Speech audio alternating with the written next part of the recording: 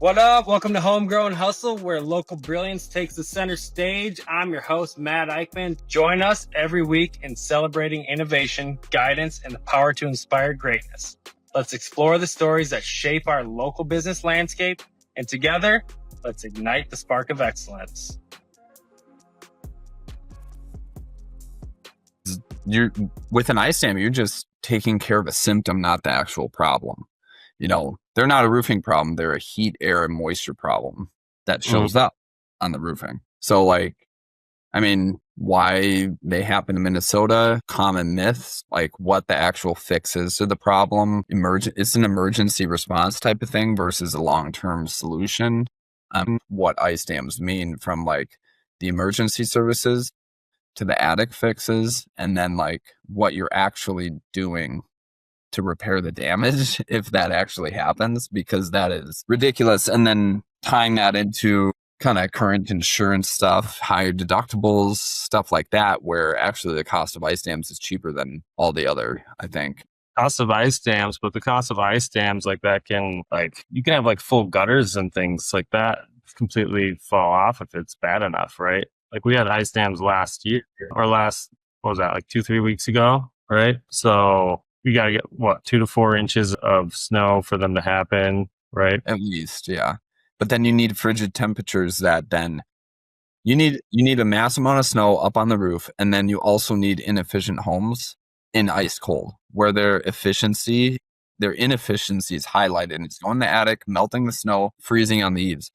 And like when I said the cost, like the cost associated with it, you have your emergency cost of steaming, like $2,000, right?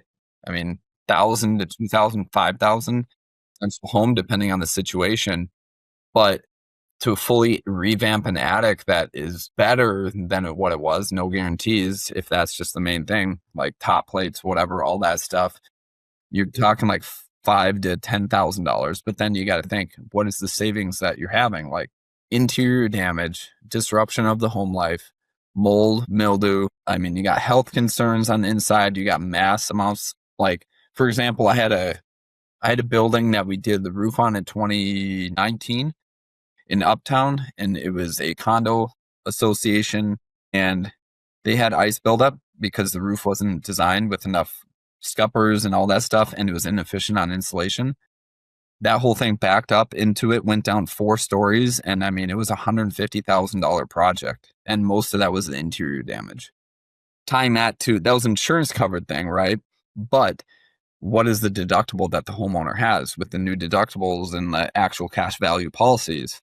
Like your deductible, if it's 1%, that doesn't sound like a lot, and people think it's 1% of loss. No, it's 1% of the insured value of the home. So if you have a home that you bought for $500,000 is insured for $600,000, your deductible, if it's 1%, is 1% of the $600,000. Oh, what's the cost benefit analysis? Like, do you want to have the disruption? Do you want to take care of the issue? Do you want to solve the problems long term? A lot of things that tie into it. Well, I like to think about it like the life cycle of somebody's home, right? So when you go to purchase a home, did you just build a home, or have you gone through a home? Yeah, I built my place in 2022. Okay. So like the home purchasing process, though, at least for myself and my wife, when we've gone through it, we've bought a few different homes, and there's like a ton of things going on all at once, right? It's complete disruption to your home. You're moving, you're going from here over there.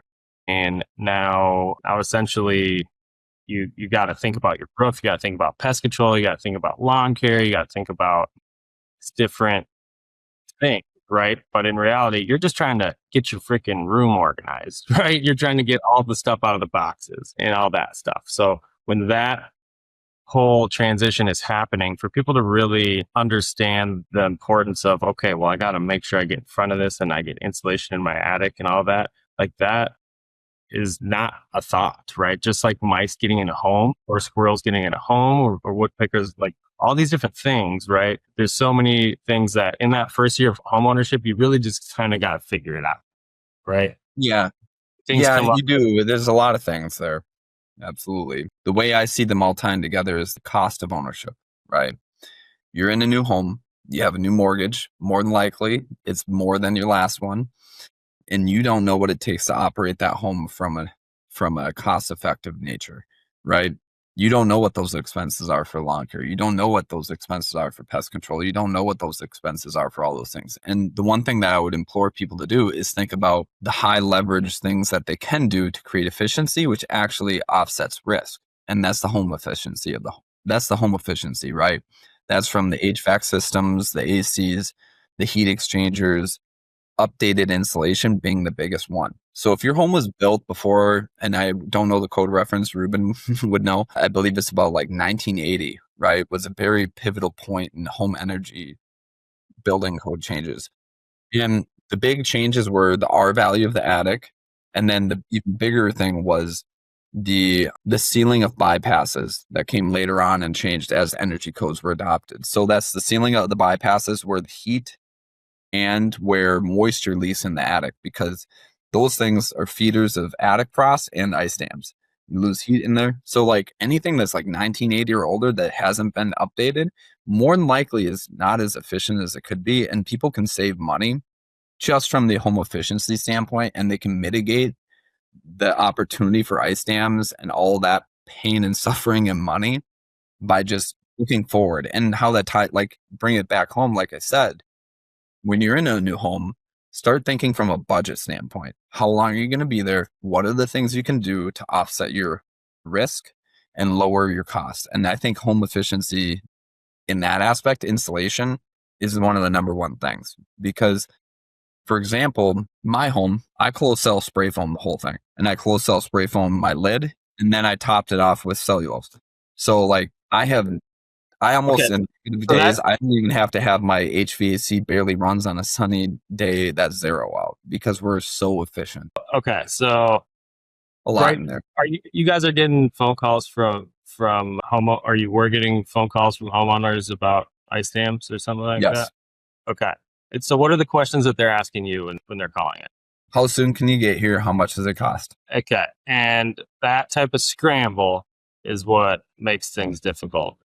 Makes things very difficult. But the number one thing that we're asking to identify crisis or not is we're asking, is it currently leaking right now? For sure. So, all right. So let's talk a little bit about just when you're building or you're putting together the roof, right? So you're putting together the roof and you guys are installing nails all over the place. So when we're doing our installs, we typically just have a sealant or something like that we're putting when we're coming through and going over the shingles, right?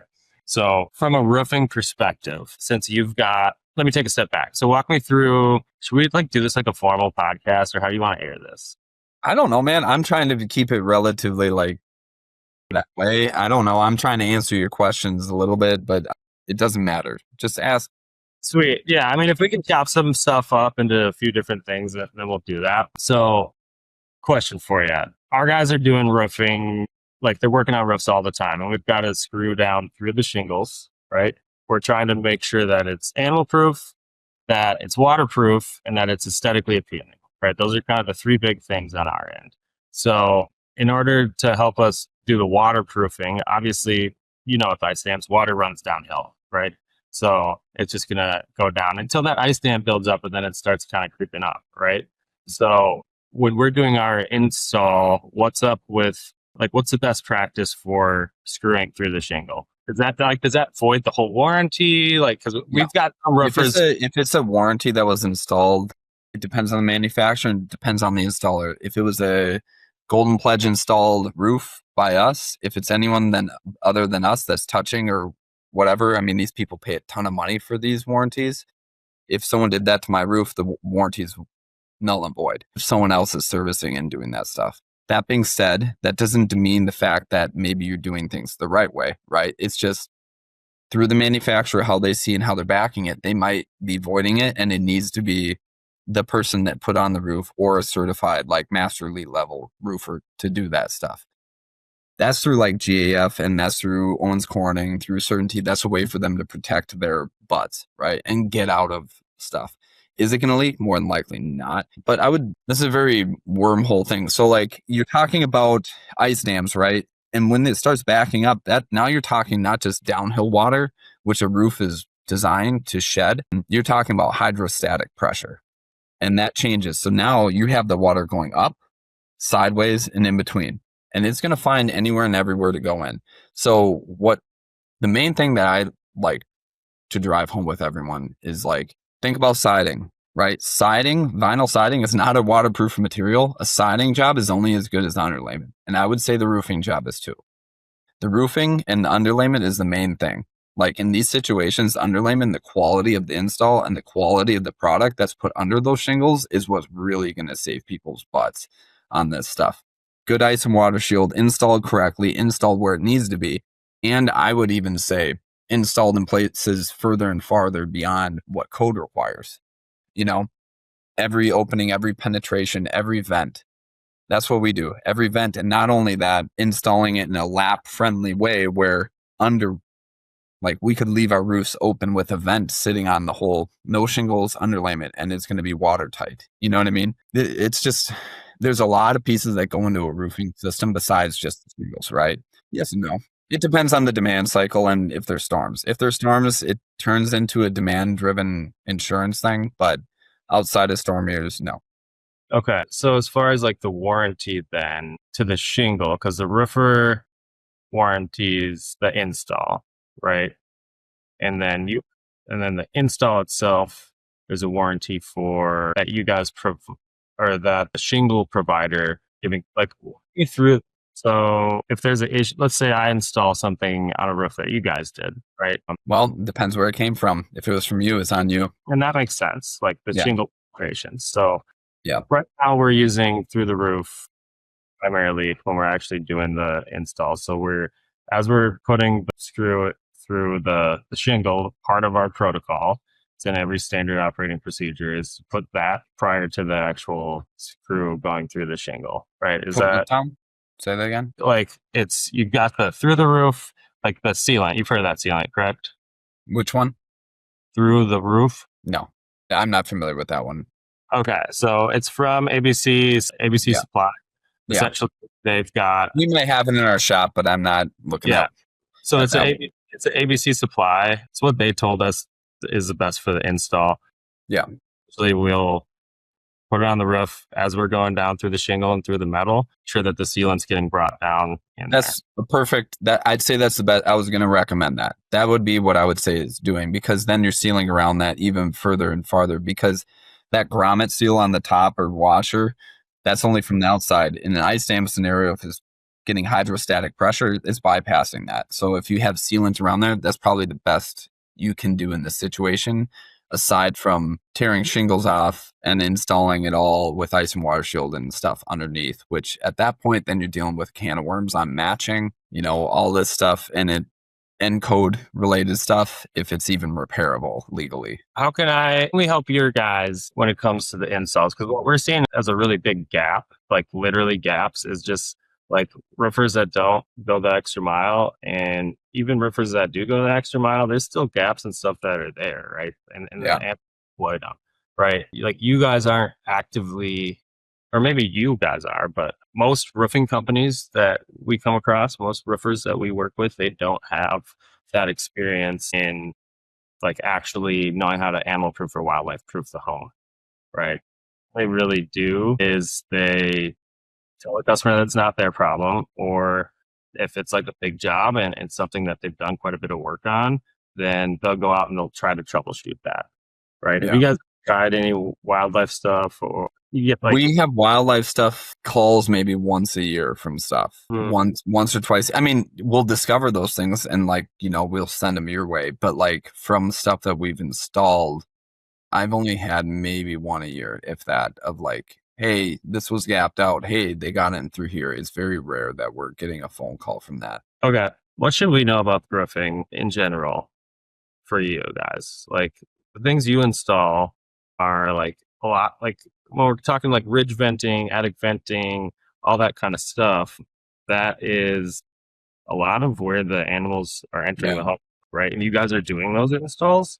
So is there like, I don't know, like why can't it just come from the manufacturer that way? I don't know, but they don't care. They should care, right? I think there's an opportunity for education, right? I think there's an opportunity for everyone to understand the impacts of what that is, because through our relationship, I've been made aware of things that I hadn't even considered, nor have I known about in regards to those risks and risk mitigation of the costs or damage or safety that can come from literally 100% code compliant and industry standard practices that are happening on every home right now. I mean, it's just being aware. That makes sense. So why don't you guys install these vents or have that as an option to upsell or cross-sell? Isn't that like That's a great question. It's education. What exactly are the install methodologies or things that are done that get it above and beyond what it currently is, right? Is it a code compliant method on the warranties that we're installing, or does it vary? So it's just about digging in and knowing what specifically those trade practices are that you're utilizing to create safety and well-being for people and longevity. And then comparing, contrasting those on the install manufacturer specs, the building code specs, and then you can categorize them as above and beyond and making sure that they are in synchronicity with each other. And I think there's a big opportunity there. Well, I mean, there's massive companies that we've worked with that they literally have carved out a niche for, like, they've been in the wildlife industry and then they've just carved out, like, through like troubleshooting over the years, they see where all the animals are getting in. There's these different areas that they're getting in, and they just develop products around it, right? And now, like, that whole organization, they're doing things for the industry that, like, really it's bettering the entire pest control industry, animal proofing and exclusion type of things. Like, it takes quite a bit of training and work to get them to actually know how to do that, right? So standing that up within the company, it takes quite a bit of technical knowledge and expertise through doing it, and then building training and operational sales around that. Like, that's kind of a difficult thing, right? So what AAC Distributing is doing is they've got products. I'd recommend you guys look into them, but they've got products that essentially, after you do the install for the ridge vent or the different attic vent options, you can animal proof it on top of that. It doesn't come animal proof from the manufacturer. It does. And that's what I was kind of getting at. It's like, I think there's a huge opportunity of education for roofers from a customer longevity standpoint. And like lifetime customer value increase, brand trust, and just like being top of the industry from that standpoint. I think you have a lot of knowledge and expertise that could drive a lot of value for a lot of roofers in that sense of training or just add-on packages. That if I sold the Golden Pledge, it'd be like, hey, one of our vendor partners, Abracadabra, they're the wildlife experts. We've worked together to create this premium pest package. If you want to do this extra whatever now, and we'll just add it in and let them know when we're done, and they'll take care of it. It's easier for me to just add on and distribute things. Like, what's the warranty on the ridge vent or the different vents that you guys install? Like, how's that warranty? It's all integrated into that, depending on the warranty that we service. I'd have to look into the details on specifically each product, but they're all designed to be part of the systems that we sell. So we install every roof to a Golden Pledge standard with all GAF products. So we install them all the same. They're all to those standards, and so it's like a system. You have to have those products to create the system that's qualified for the warranty. It's like with the shingles, right? So the shingles that are coming from the manufacturer, they've got a warranty, right? So the vents, it falls underneath that warranty. Like, if they failed under that, at least that's my assumption with when I sell a Golden Pledge or something like that, 25-year labor warranty, lifetime warranty on the product. Because they're all designed to last that. Who gives a Golden Pledge to that? Like, isn't that something you're making and selling? I'm selling the Golden Pledge warranty, registering it with GAF Roofing, with GAF, the manufacturer, who makes all those products that I have to install in the specific manufacturer specifications to qualify for that warranty. But we do all of our roofs that way. Okay.